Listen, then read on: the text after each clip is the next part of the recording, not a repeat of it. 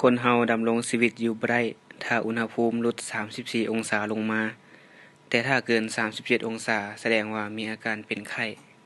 1วิธีวัดแทกทางปากแม่นเอามือจับบาลอดโดยใช้นิ้วโป้นิ้วชี้และนิ้วกลางจับไว้หลังจากนั้นบอกให้คนเจ็บอ้าปากแล้วเอาบาลอดเข้าไปปะไว้ประมาณ5-10นาทีแล้วเอาออกมาเบิ่งวิธีที่2ทางขี้แห้เอาทางส้นน้อยแหลมแย่เข้ากลางขี้แห้แล้วงับไว้ประมาณ5-10นาทีหลังจากนั้นเอาออกมาเบิ่ง3ทางหูทวารวิธีนี้เป็นวิธีที่ดีที่สุดบอกคนเจ็บให้นอนเหยียดขาออกทั้งสองข้างแล้วค่อยๆสอดบาลอดเข้าไปแล้วจับไว้นำพอย่านบาลอดหลุดเข้าไปในปะไว้1-2นาทีแล้วเอาออกมาเบิ่ง